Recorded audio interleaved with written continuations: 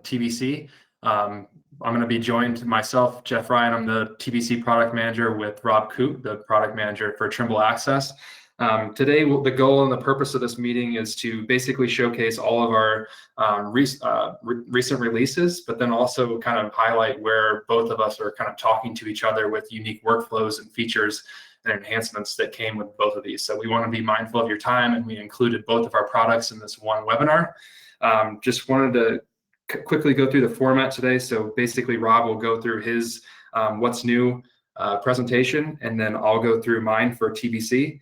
And at the end, we'll take some questions. And if you have any questions throughout, please shoot them through the chat box or the questions box, and we'll try to get those answered through the webinar. So with that being said, I'll turn it over to you, Rob. Thanks, Jeff. Thanks for the introduction. We still have attendee numbers climbing, so we'll give them another 30 seconds, and then we'll get stuck into it. So like Jeff said, I'm going to talk about Trimble Access for around about 30 minutes, and we're just going to cover some new things that went out in the 2022 release just a couple of weeks ago.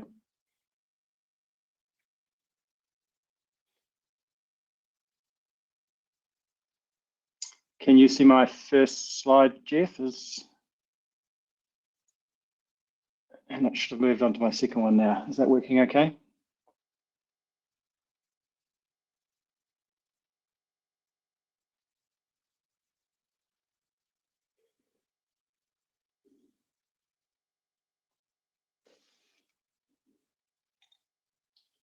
You still there, Jeff? Can you hear me okay? Can you see my slides?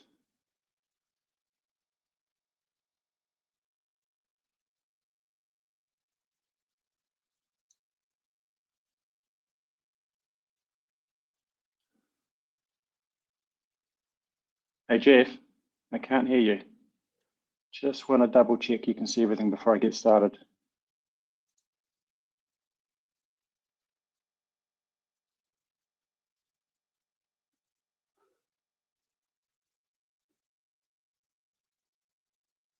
All good. Okay, I can see some comments in the chat, so I guess we're all good. I'll get going then. All right, so this is the range of topics I'm going to cover. It's more than just 6 things. So there's a lot more there, so we're just going to move through it reasonably quickly. And let's start off by talking about data syncing. So for those people using Connect and scheduling, you can now schedule to have your data on the controller synced to the cloud. So there's a new button at the top of the project screen, and if you tap that button, then you'll be taken to this screen here. And there is a switch at the top that allows you to automatically upload the current project to the cloud. And you've got a range of options with respect to when that happens. So you can do it periodically and set a time interval. You can set it so that whenever you close a job, it gets synced. Whenever you sign in to Connect, it syncs, or when ending a survey. So you can pick any one or all of those options if you like to. Basically depends on the workflow you would prefer. And you can also control whether or not it syncs over mobile data, and you can also control whether it syncs to specific networks. So if you only want to sync when you're on your office network because you know it's secure, then you can make that a saved network and only sync over that network.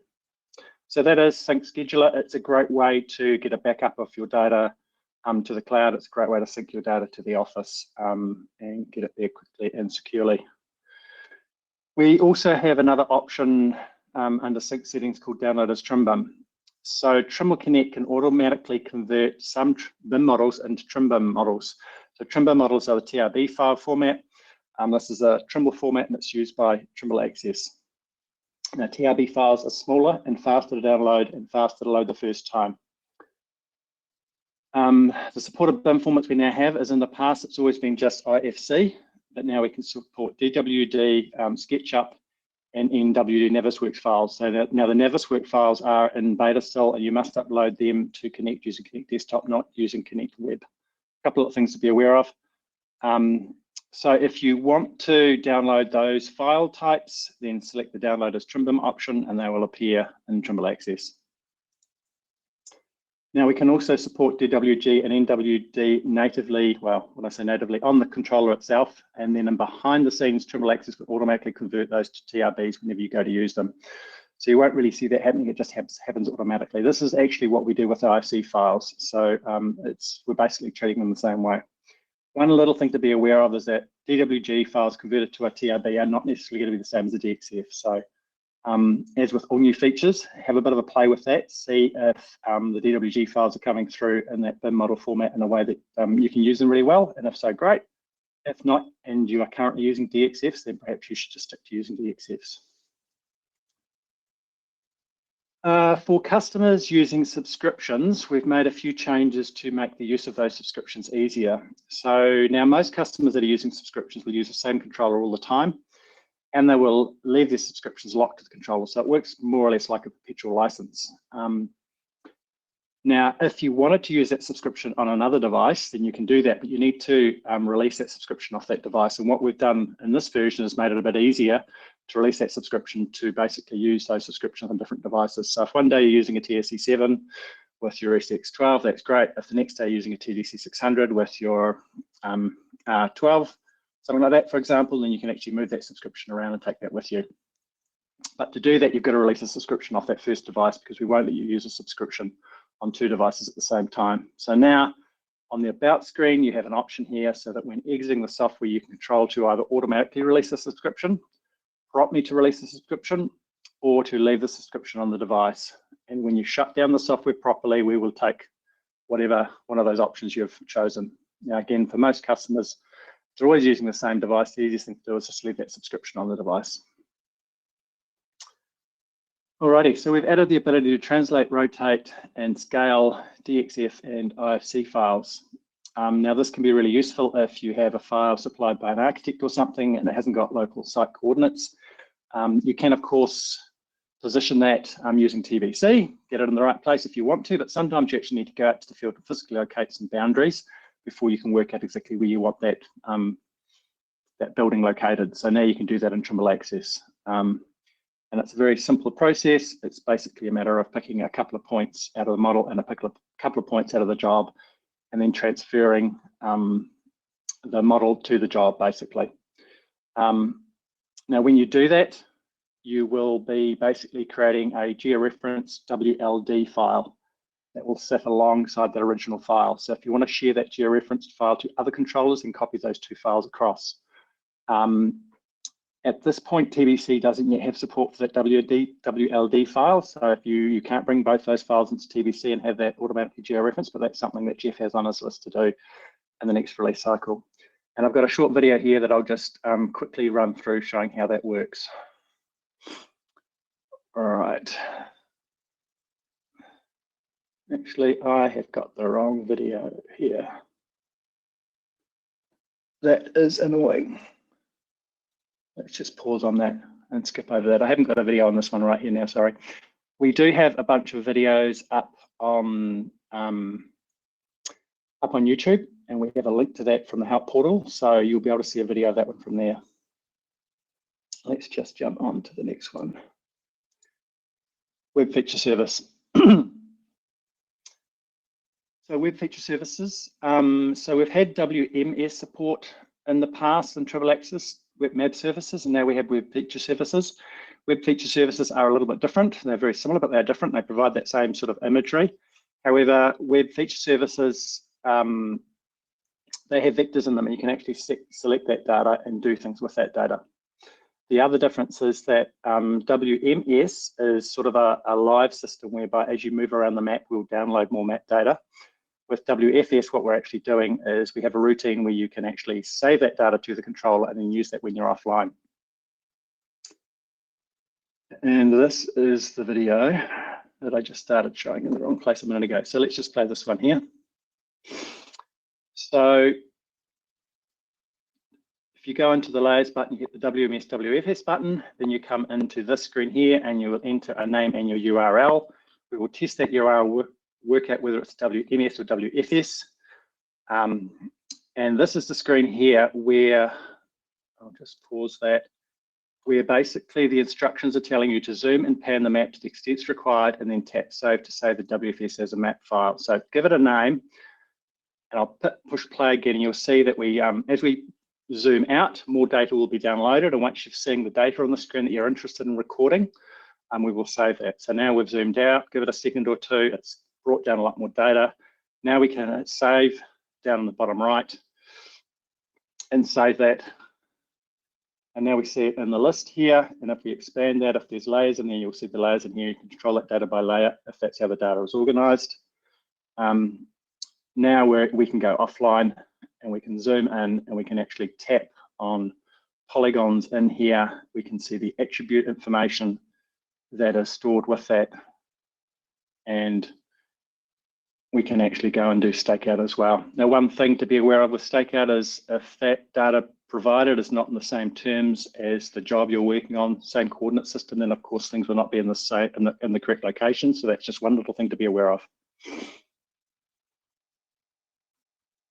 Right, object-oriented setups.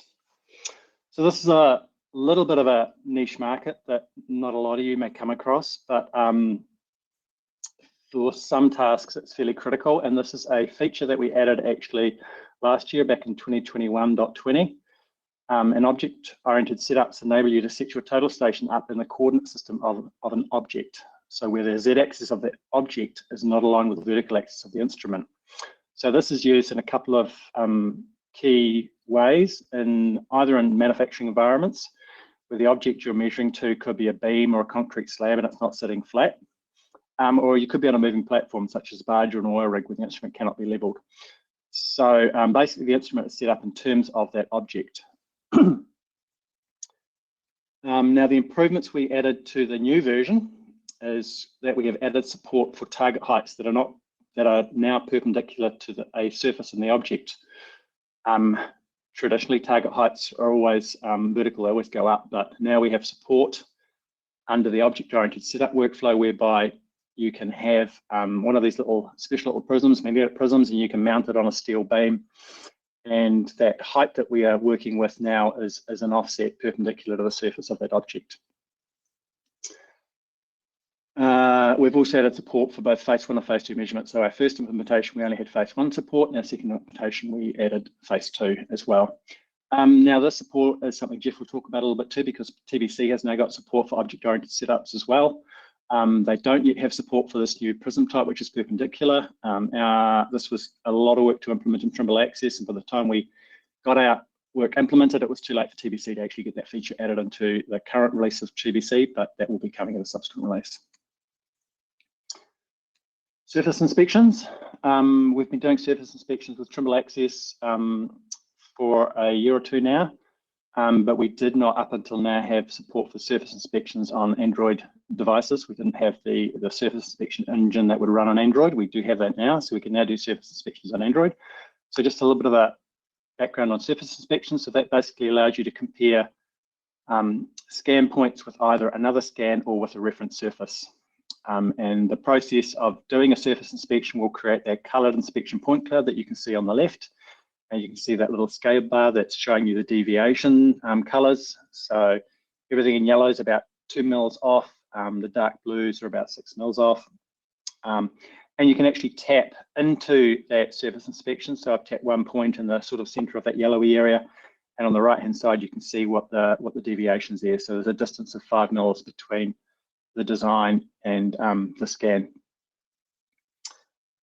Now, the surface types that we support, so you've got DTMs, TTMs, and any files that include selectable surfaces as far as RXL, DXF, TXL, and 12DA. We don't yet have support on Android for BIM models, so IFC files. You can't do a surface inspection to an IFC model. That is still something that is needs to be worked on. And Jeff will talk quite a bit about surface inspections as well, because that's a new feature that TBC have got working now as well. So moving on, GNSS improvements. We've added the ability to use Trimble Access to set up and use a receiver Wi-Fi connection in both rover and base survey. So if you're using a cell phone or a Wi-Fi device that is connected to your receiver, you can now Set that all up from within Trimble Access and start your base from Trimble Access. So previously that would only have been available using the GNSS Receiver Web UI, which was really inconvenient because you couldn't actually take a point out of your job for which to start the base with. So we've made configuration to starting with base stations with external devices much easier now. We have added a horizontal tilt offset function for those people using R12 eyes. So this is a new measurement method, and it is great for measuring the center of trees or posts. The process here is basically to enter the offset distance, so from the tip of the pole to the center of the tree, for example, in these images here. And all you do to define your direction is tilt the pole backwards, and that gives you the direction for the offset. Now you need to tilt the pole an axis of at least 15 degrees to get an accurate angle. And in the image, the Trimble Access snap in the middle there, you will see that there's a little yellow arrow showing you where that offset location is. If you haven't tilted the pole enough, you'll see that red, and once you've got that distance greater than that angle greater than 15 degrees, you'll see it go yellow, and then you can measure and store that point. So it's just a quick way to do offsets. Obviously, it's not highly accurate because the direction is based on the angle of the pole, but depending on the type of point you're measuring, this maybe more than adequate and a nice quick way to do it. We have been busy adding IFC support the last few years. So IFC are BIM models, and the IFC version 4.1 file now adds support for alignments. So you can now get alignments into IFC files, and you can visualize. So it makes it easy to visualize things like pipes and manholes via the BIM model format, but you can also have that alignment in there, so you can actually create alignments on the inverts and select and stake them out. So that's quite cool. The IFC format is continuing to develop, and there'll be more alignment support coming in subsequent versions, and there'll be work in Trimble Access to support those as well.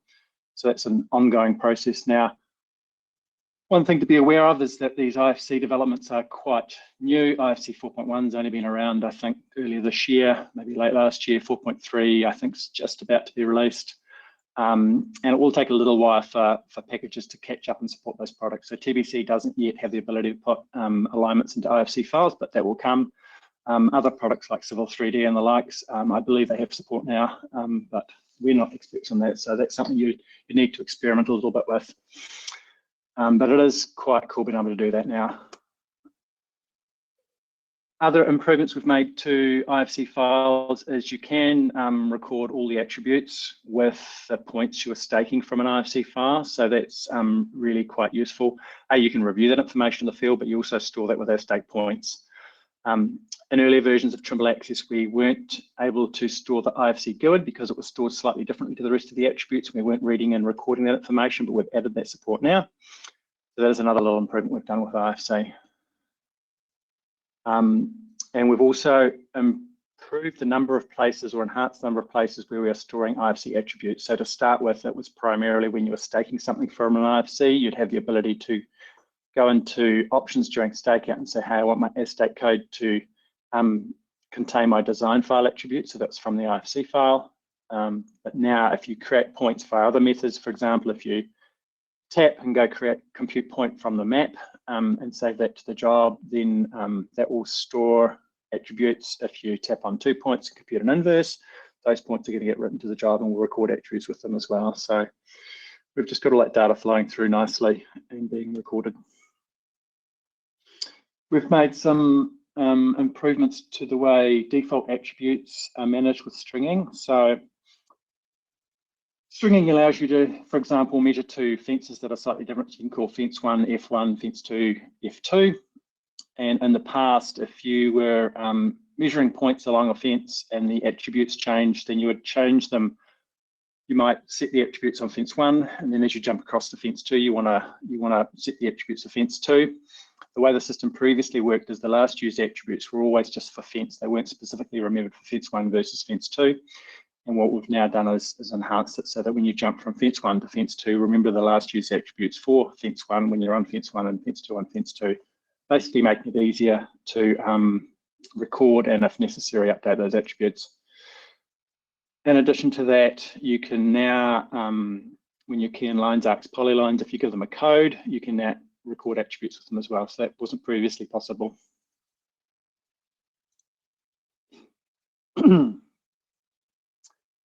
To the map screen, we have added a button at the bottom there that enables you to capture a screen capture of the basic map. Now this only happens when it's just the map. If you've got one of the measure forms up, then the screen capture button isn't available. But if just in the map screen, then you can grab screen captures of that. Those reference to that is recorded in the job, and if you subsequently run reports such as a survey report, then not only will you see any images you've taken attached to that report, but any screen captures you've taken as well can be attached there too. Roads. So we've been doing a lot of work on roads in the last few years. And I just wanted to give you a little bit of a background of sort of where roads has come from and what we've been doing. There were a few people frustrated with our last release with the way roads was. And that was because we were moving forwards to modernize and streamline things, and we were sort of at an intermediate stage. And we didn't quite get as much done as we wanted to, and it wasn't quite in the state we were entirely happy with. But we've completed all that work now, and it's looking really good. So a little bit of background: roads was originally menu driven. It was designed before we had much for map. You know, think back to our older data collectors 15 years ago. And then as we got bigger screens, tablets, we started adding some map workflows with map-driven UI. And this was also done before we had any concept of split screen. And so it was all map or it was all menu. It wasn't really one or the other. And when you're all map, then all of the features were driven from tap and hold on the map. Now, there were pros and cons to both systems, but they were two completely separate systems. And we sort of had a split of people using them roughly 50-50. So 50% were doing purely from the menu, 50% were doing from the map, 50% were using tap and hold all the time and really happy with it because they loved the map user interface. With the last release, we merged those features and we lost some of the functionality of the menu-driven system, and people were a bit upset having to use tap and hold from the map. But we've now moved on since then, and what we've now got is basically a nice combination of both. So you've got the map on the left-hand side, you've got the form on the right-hand side, you've got all the methods on the right-hand side that you can choose from. You can use the string field and the station field to pick strings and stations, or you can tap on the map to do that as well. So you've got flexibility of both those. We've also added some buttons along the bottom for cross-slope, subgrade, and options. And we'll go through those a little bit, but basically those are features that have always been in Trimble Access roads, but they've been rather hard to find because some of them have been via the tap and hold menu. Some of them have only been available once you're in the cross-section view. So we've made all that stuff a lot easier to use. So I'll try and give you a bit of a run through here with this video. And it's just going to sort of jump around a little bit and show you a few different things. So we switch into roads, we go into layers, we switch on a couple of roads. And now we can tap on the road and select that road and hit stakeout. And now we're working with that one road, not the other roads, just this one. And now you can see as I tap, I can just pick strings directly in the map, and it's updating information on the right, or I can tap stations and it's updating those station fields on the right as well. But if I don't want to use the map, then I can do it all purely off the menu. So here I've got my string list. We can pick station on a string. We can enter offsets if we don't want to use specific string. We can pick an offset off the primary alignment, and we've got a station field there. We can take our station numbers directly in there as well. Now the different methods will show you different things at the bottom. So here with a road, we can have a vertical offset, and if we go into options, we can choose whether we're actually doing a vertical offset or a perpendicular offset.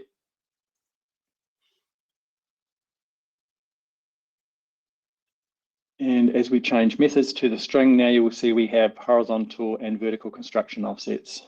So the old map workflow, you had to tap and hold on the map to set those. Now they're directly on the form, and it's a lot easier to set them.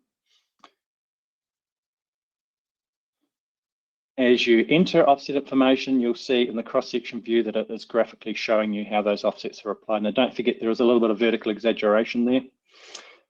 And here you go into options and you can see all the different construction options available.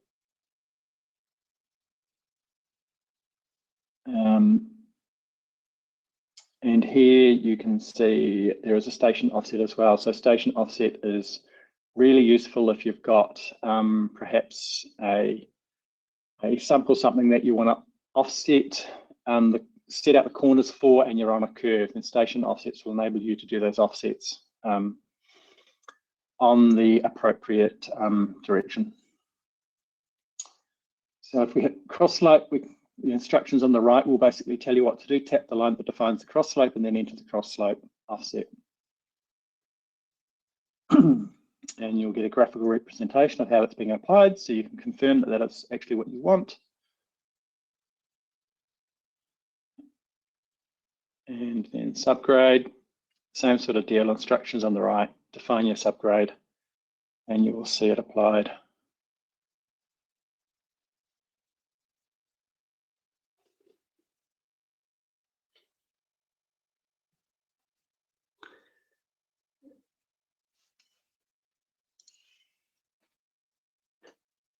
And then you can stake out where those cross slopes would intersect with the next element. And here we can see in stake out navigating to a point and storing that. After storage, you go back to the navigation screen. Now, previously, would have on the old menu system, you would have jumped back a screen, but now at this point, you don't actually need to go back a screen to change your station or your string. You can use the station plus, station minus buttons to move up strings. You can also use the arrows on your controller to go up string and across string. So there's actually no need to go back to that extra screen. You can also stake to the nearest string. So basically here, what you're doing is you're walking across the road. It will determine where your nearest string is, and you'll see that that string is automatically changing as you get close to it.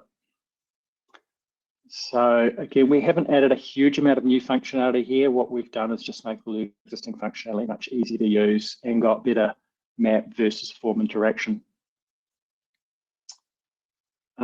You've also got your deltas that you can configure, so you can do that from options, and you can switch a large range of options on in here. And if you hit the Save to Style button at the bottom, then it will make those changes in your style, but otherwise it'll just be for the current survey. You can also tap and hold in this view and make changes in here too. Now, you can switch things on and off. You can also tap and hold, and if you hold it for about 2 seconds, you'll see that you can actually move those fields around and order them as well. So you've got quite a lot of functionality in there for controlling your navigation display, your stakeout deltas. So that's a rundown on roads. We have also added some new staking methods, which is primarily for 12DA roads, which are used in Australia and New Zealand. We have 2 new methods called 1-string and 2-string. 1-string basically lets you stake a string with stationing coming from the primary alignment.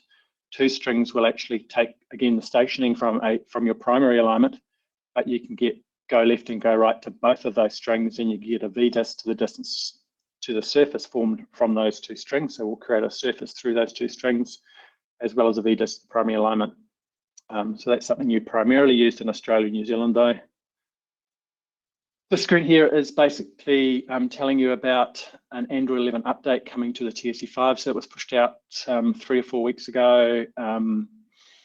It's really important that you update to the latest version of Trimble Access if you've updated your TSC5. There were problems working with the SX12 after this update, so you definitely need a new version if you're using an SX10 or 12. But we had also seen issues for even S-series users and other users if the option under Auto Connect was switched on to connect to an SX10 or SX12. So even if you weren't using an SX10 or SX12, if Auto Connect was switched on to them and you were using one of our other devices, GNSS or Total Station, and there were problems there as well. So you can switch off that Auto Connect option and that will solve those issues, but best thing to do is to get onto the latest version of Access. And that sort of comes to a conclusion. The last thing of all the new features I wanted to talk about. There are more things in the software than the ones I talked about. I've just sort of done some of the highlights, so please read the release notes. There's a lot of information in there. If you aren't familiar with the help portal, I highly recommend that you do a Google search for Trimble Access help portal. It will pop up. This is the screen you will see once you've done that. So there's a link there, top left, to get to the release notes. Next one across is videos. The videos I showed you, all of those were shorter versions of videos that are available up on YouTube. And if you go to this videos link, then you'll see all the new 22 videos as well as videos from other releases. We have been working on a lot more video content recently. So over the next while, you will see more videos going up. If anyone happens to have particular requests for videos that would help them, then we can certainly do more. There is also a Trimble Access community that has recently been created. It's more or less like the TBC community that some of you might be already familiar with. So do a Google search for that, and get communicating via that. The Trimble Access YouTube channel also has a link to the Trimble Access community on it, so that's another way to get to it. The help in here is fantastic. So you've got a search button at the top, so you can pretty much search on everything and anything in the Trimble Access help and find it very easy. The help available on the web is identical to the help on the controllers. So do it on your data collector, do it on your phone, or do it from the comfort of your home PC or your office PC. I think that basically covers everything. So I will let Jeff talk now about TBC. Awesome. Sounds good, Rob. Got a couple of good highlights there. I really like the alignments with the IFC models. That's pretty cool. Do you want to change the presenter, Jeff, and take control? Yeah, I'm just going to take it back, Rob, if you don't mind. Go for it.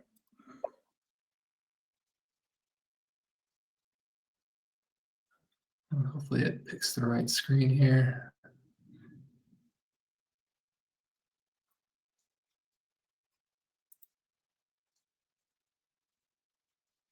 Let's see. Let me know when you can see it, Rob. All right, I think I can see it now.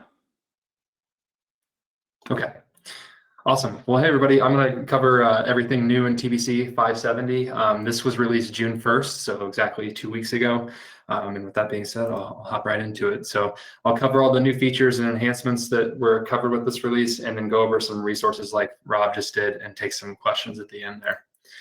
So hopping right into the new features. So this is kind of our mission statement for this release. We had a focus in advancing our point cloud and geospatial 3D model and productivity with new inspection workflows and extension, of our vertical hardware support. So kind of three focal areas that support that statement are the inspections with 3D models, especially our object-oriented station setups from TA, as well as our scan inspections. Our point cloud workflows have been enhanced to have some new feature extraction tools, filtering scan options, and then better navigation and visualization, as well as some classification improvements. And then some of the verticals of the business that we will touch on is some tunneling and photogrammetry stuff. So I'm happy to present that here shortly. With that being said, I'll go right into some of the smaller enhancements. So we've been doing a lot of work under the hood of TBC to kind of modernize, if you will, Trimble TBC as a whole. So you can see here, if you open up the import command in 570, the strategy here is we're starting with the heavily used commands first and do a more coded UI format. This is going to give us a lot more greater flexibility going down the line in the future. And then also, this gave us the chance to clean up some bugs and enhance and modernize along the way to give it more of a contemporary look and feel. So you can see here that there's now a filter option. It's got just a little bit different look to it. So be looking out for that as we kind of tackle more commands throughout the years. The user profile manager enhancements, if you're not familiar with that, we've added in some more support for multiple user options and ribbon layout template files. And then being able to back up those current templates without overriding them, and then being able to restore any templates and delete them as needed. Geodetics, maybe not as flashy of a thing, but I always want to cover this. This really ensures that your data is correct in every TBC project. We really put a lot of time and effort into updating these geoids, datums, and grids and time-dependent transformations every release. So I want to highlight the team for their work in that regard, and then also kind of highlight a couple of small wins here in the coordinate system selection box. You can see that you can now search by name, country, or EPSG ID, which is a really nice win. And then you'll notice that some of the boxes in the zone and datum transformations are now enlarged to show all that content. You don't have to manually drag those over anymore. Some Trimble Access cohesion. So Rob just talked about the object-oriented station setup and being able to basically orient the station, or the total station, to an object. This is especially handy when you're working on moving platforms like a barge or an oil rig or a manufacturing environment, which you can see over here on the right-hand side. We can read that data in appropriately from Trimble Access. Again, kind of aligned to these 3 rotation angles that you can see here on this I-beam structure that they're putting together in this manufacturing environment. And it's really nice to pair with scan inspection workflows. So you can see here that they've scanned this side of the model. You can kind of rotate the model and have the total station still be oriented to it and scan different parts of it and be able to perform scan inspections, which is a nice segue into the next slide. So one of the key highlights of this release is that we now support this inspection workflow. We can now do a scan to scan or a scan to 3D model analysis, and then also punch out a report from that. So there's kind of 2 aspects to this. We can import the Trimble Access inspections that were done on the field controller. So we can read in the color maps, the point cloud regions that were created from that, as well as the points that were created for that inspection. And then also in TBC, we can go and create an inspection on the fly. So we can, again, do the scan to scan or the scan to 3D objects, which currently support IFC, TRB, meshes, and surface files for comparisons. And then being able to report those deviations and the deltas out was kind of the key piece there. And I'll show that here in the video. But this is really applicable to a lot of the verticals in TBC, whether it's tunneling, mobile mapping, monitoring, and construction, you name it, it kind of works throughout. So let me go ahead and play this video here, and I'll walk you through a little demo here. So you can, I'm going to pause the video. You can see that I've got an IFC model of a bridge construction layout. And then we have a real world scan that I've laid over the top here. I've created my own region for this. It's a scan inspection region. Actually, it's called the SI_demo. So I've got that only clicked on. And then in the point clouds tab under the deliverable section on the far right, you can see there's now a scan inspection command, and I now have that open. There's kind of 2 pieces to this to go ahead and create and then make the report from it. And with that being said, I'll go ahead and give it a play here. So again, this is my focus area that I want to do the scan inspection on. Really nice to be able to turn on the station view and look through the lens of the instrument, kind of get an up close look and feel there. I can give it an inspection name. Just call it SI demo, and then here's the inspection type where I can do the scan to 3D object or the scan to scan. Right here, I'll go grab the 3D object, which is kind of the bridge abutment, if you will, the wing wall on the left-hand side. Once I select that, I can grab my point cloud region, which is the SI demo. This is where I set the tolerance or the distance for comparison. I can select these different options for the color map, and what I'll do is save the inspection. And you can see that once I save that, it adds it over into the view filter manager. So I have a new point cloud inspection selection. It also adds it to the project explorer. And now I have a color map on the side as well that you can kind of see the deltas and what those colors mean. And now what I can do is go ahead and assign my points to a point layer. And what I'll do is go ahead and create those points, selecting on the scan. And you can see where it adds those prefixes. So I've got demo 1, 2, 3, 4. I'm going to add those to my project. And then the unique thing here is that I can add this view to the report. So I'm kind of situating this a little bit, and I got that box checked. So when I hit create report, Microsoft Word will appear. And it adds a lot of content within the project up at the top and the header. So you can see the project name, all sorts of information. I'm going to go ahead and scale that image to show in a little bit bigger of a way there on the title page. And if you scroll down, you can see that I've now got my scan inspection report with the IDs, the northing, easting, elevation, and the deviation numbers. So it's a really handy tool there.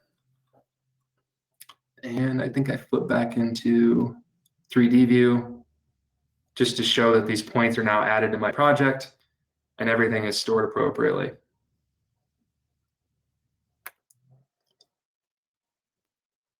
Go ahead and exit out of that. And I hope you guys get a lot of use out of that. It was a really nice feature for this release. Let me go to the next slide here. All right, so for point clouds, we added in some new filtering by point clouds commands. So this is a really nice tool. I'm going to try to see if I can get this into full scale here. Sorry about that. All right, so you can now filter point clouds by an alignment or a line string or polyline. So you can see here in the top right-hand side, we've got an alignment that runs through that mobile mapping data set. We give you some unique tools to do some vertical and vertical offsets, and then left or right of the alignment. So you can really filter out some of the stuff on the easement or where the hillside goes up, and then add it to a region in your project. There's also a radius filter as well that works really well for tunneling, and that's in the top right-hand image there as well. We made some improvements to the classification algorithms on top of this. So you can see the current classification here in the middle. There was a lot of data that was misclassified in that left-hand image, and if you look over in the right-hand image, we started to get more of the poles and the overhead line work, more vegetation as well. So we worked to improve that, and as well as adding in building classifications with aerial sensors as well. And you can see that in the bottom image that beforehand with drone data, we could not classify those buildings before, and now we can. So some nice improvements with point clouds. And then feature extraction, we've continued to push for more functionality in this regard. So we had a big focus with lane line feature extraction in 5.7 to create some dashed line styles. This basically detects the dashed length and the spacing for the exact line placement at the beginning and end of each line, which was really handy. And then also adding in some accuracy improvements. So we've got some snap to dash center functionality. If that gets off course when it's running parallel with another line. There's also an automatic extraction detection. So when you click that line, it kind of knows which way to search first in that regard. And then the extract dash next to the solid line, it basically has less errors than before. So sometimes it was getting this kind of zigzag approach, and we really added some intelligence to keep it going straight and follow the line work. The post QA QC tools that are relevant to some of the curb and gutter work in the past have now been added to lane line feature extraction as well. And then we've also added the auto measure and report CSV for overhead line clearance. So you can see here in the bottom image, a lot of telecom companies were asking for this functionality. But basically you can go and find the lowest point of the sag and then punch all those out to a CSV report, which is really handy. Mobile mapping had a large focus in some of their navigation and production viewing and modes there. So what they did was added in an enhanced image-based navigation tools to do some camera positions based navigation. You can see these dots here. You can kind of click along the way and move the camera as needed. There's also some multiple resolutions for obliques and fast navigation. So some improvements there, as well as some processing improvements with the image blurring moved to the GPU. And then region of interest tools have been added. So you can see this bottom right-hand image here, basically giving you some specific data filtering for efficient visualization and navigation along that road segment. And then adding in some registration improvements so that all runs from different missions can now be registered together. Photogrammetry is another key highlight for this release. We really put a lot of focus into making this module more robust.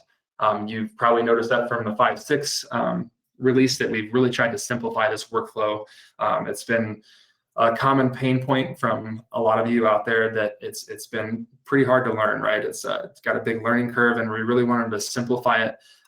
Goal is to be the simplest on the market, and we're working towards that.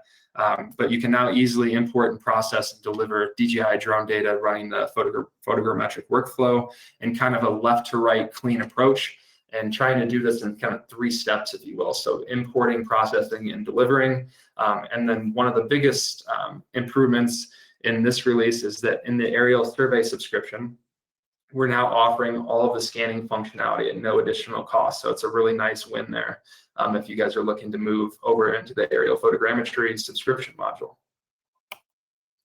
Again, I wanted to highlight the left-right guided workflow here. In previous versions of the, I'm gonna go ahead and expand that video there. So in previous versions of the aerial photogrammetry module, the main challenge in the photogrammetry workflow was how can I import and set up the project simply by importing images by the drag and drop. And that's kind of what this video is showing here. So in 5.70, we incorporated a wizard-based import with guided steps and 2 to 3 clicks, basically, to import the images and automatically, import the images and automatically prepare the projects based on the available data and the metadata. So the focal lengths and the trajectory, all the images as well. Dragging and dropping those into TBC to easily support more drones as well. So micro drones was a big focus. And you can see here that we're really walking through this easy drag and drop.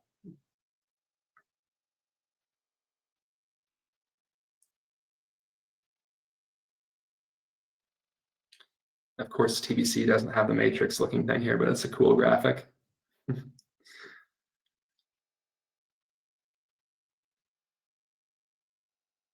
But really wanted to highlight, you know, how easy it is to kind of get this data in, as well as the metadata. And then going through this adjust photo stations and the create deliverable section. Again, trying to do that 1, 2, 3 step process and simplifying that whole workflow. Let me try to get this back into full screen again.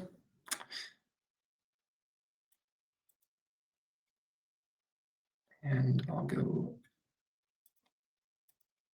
next slide. So again, I wanted to highlight some of the micro drones that we now support in 5.7, 4 different models listed there, as well as all the DJI work that was done in the past couple releases. Basically working towards more automation and more UAV support out there on the market. So more to come for 5.8, which is really exciting.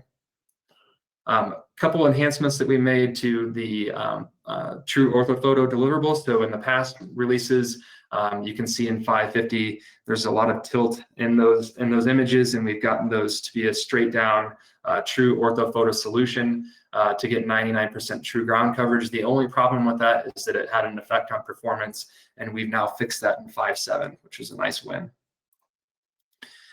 For tunnels and underground mining, we've added in some more capability to do some as-built set-out reports, basically some customizable reporting for blast holes, anchors, and rock bolt staking, which work really well with the SX10 and those kind of, or SX12 and those kind of environments with a laser pointer, especially with Access and their tunneling module enhancements to support the SX12 some more.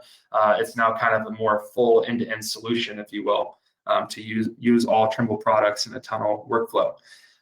We've also added the capability to edit the as-built tunnel mesh to add and remove members, the same as we do with surfaces. And then also added in some TDM as-built report enhancements to do some reverse calculation for as-built alignment points. Again, just wanted to highlight this full solution here with Trimble. Monitoring had a pretty much a big bug fix and support case request release to do some workflow cleanup and do some Epic Manager enhancements, as you can see in this window here. And with that, I'll go ahead and talk about some of the TBC resources, just as a quick recap. The e-learning, I really want to promote this to you all if you haven't jumped into this yet. This is an online free self-paced collection of TBC content to go learn for free. It's a simulated environment, so it kind of guides you along the way. If you click in the wrong spot, it hints towards the next direction and where you need to go. There's complete workflows that you see here listed. These are all the courses that we support here. Right now, we've just added curb and gutter feature extraction. Next up, we'll be doing the GIS enterprise connection, and also the photogrammetry workflows, kind of that 3-step import process. So be on the lookout for that. But again, I can't speak to this enough. If you have some colleagues that really want to get in and learn TBC, this is all free and online and readily accessible.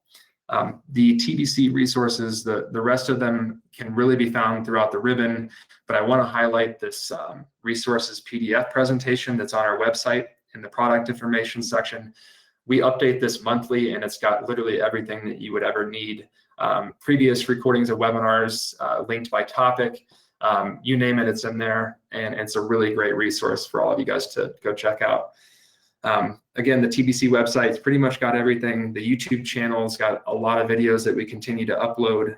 Great place to go learn how to troubleshoot and learn a workflow. And then the sample data site on the Trimble Geospatial site is a really handy tool. If you're interested in looking at some point cloud data from the MX50, for example, you can go download all those data sets for free and just drag and drop them into TBC and check them out. So with that being said, we can move into some questions. Still with me, Rob? I am. I've just been busy answering some of the questions in the questions chat. There was a couple that were brought up that I have answered, but I will just give the answer to everyone. There was one from Holly that was asking about WFS, whether the resolution of the WFS depended on your zoom scale. That is how WMS works, because WMS serves up the data differently depending on your zoom scale. As you zoom in, it will actually, again, depending on what the service can actually provide, often it will give you higher resolution data as you zoom in and different data. WFS doesn't work the same way. It is somewhat different. So basically, we are downloading all the data based on your current zoom scale. And one of the reasons we actually changed the workflow between WFS and WMS is that if you'd zoomed out a long way, we were getting massive amounts of data out of WFS, and it didn't actually work. There was too much data coming down. So it was one of the reasons we changed the workflow. The other challenge, of course, was that with WFS, you can select things and stack them out. But as you're moving around the map, if your map updated, then you would lose your selection, and stakeout wouldn't work either. So there were some significant conundrums to overcome, and we actually were really, really happy with the way we ended up developing it by storing that data offline, enabling you to use it offline. But to answer Holly's question, no, it doesn't change the resolution of the data. There was one other comment about TSC5s and the OS update I talked about. So the TSC5 Android 11 operating system was pushed out, and that was pushed out because it had some security updates to it, and we have a requirement with Google to keep our devices secure in that respect, so that needed to go out.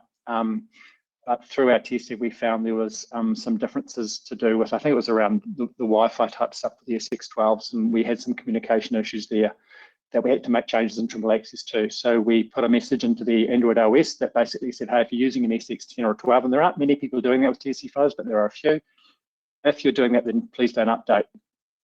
Now that 2022 is out, you can do that update, you can run the two together.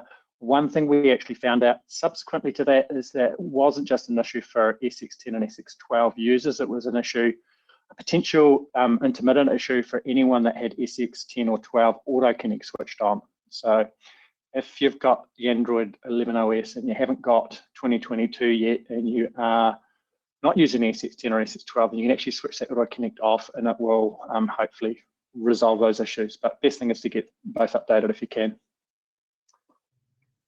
Sorry, Jeff, have you got any questions you want to answer? Yeah, I see a lot of technical questions around the aerial photogrammetry module and what kind of sensors we support and to what extent of the support we have for them.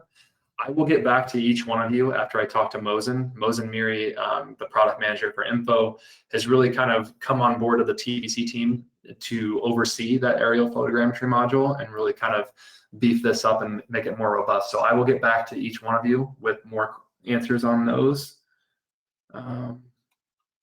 There was another question I just saw there about TA on TSC5 and 11 keeps crashing, shutting down unexpectedly. Is it a bigger issue, just me?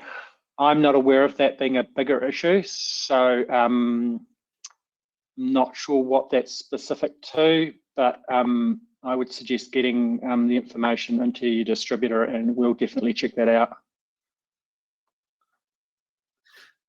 There's some more questions with regards to TBC and the eLearn.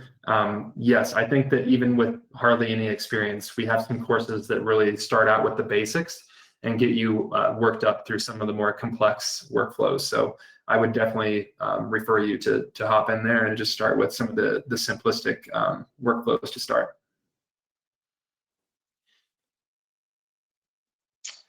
There was a question there from Joe going into more information on the 1-string, 2-string. That's primarily applicable down in Australia and New Zealand. So if you're in Australia and New Zealand, your distributor can hopefully give you a bit more information on that. If you're not in Australia and New Zealand, those are probably not going to be of a lot of value to you right now. That said, we will perhaps be looking at making them more available for other types of file formats. So that's something we need to look into a bit more. There was another question that came in with regards to the scan inspection workflow and TBC and what types of models are supported. So the models that are supported there currently are IFC, TRB, meshes, and surfaces as far as the 3D objects go.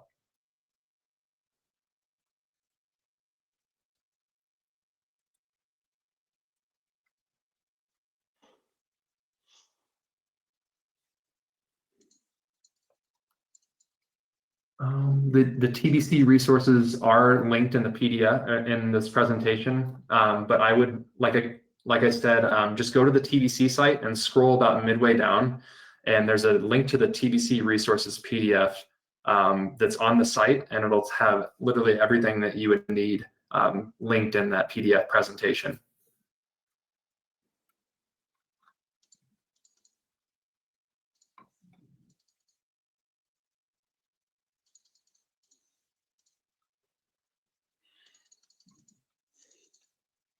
Here, making sure I don't miss anything else.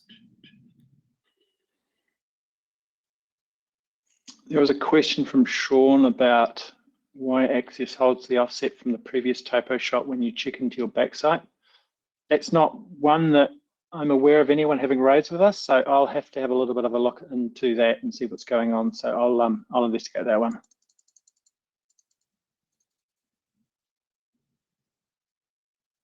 Looks like I'll have to have a look at the PDF presentation with the links. I'll make sure those are working for everybody. Sorry about that.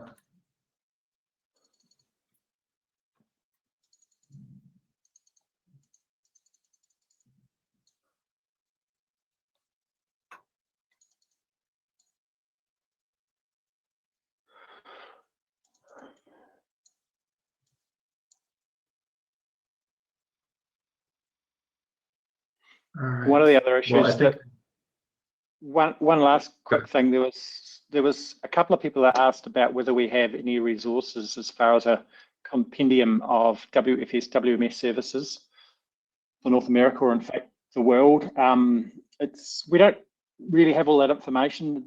Specific distributors hopefully have it for their regions, and it's kind of hard for us to gather that information and share that. But while I was looking at that question, I was thinking that perhaps the Trimble community the Trimble Access field community that we've now got might be a good place to start recording information, so we can start perhaps adding stuff in there, and as people find services that they're using, they could perhaps update that and share that with everyone. So I'll have a look into that. Sounds good. Well, I think we answered most everything, and I'll get back to some of you folks with some of the aerial photogrammetry details a little later.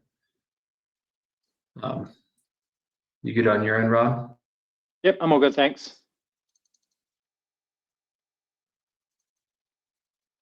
Yep, thanks everyone. There's obviously still a few more questions coming in. On those questions that we haven't answered, we'll look at getting back to you on those if we can. But thanks everyone. Thanks Jeff for helping set this up.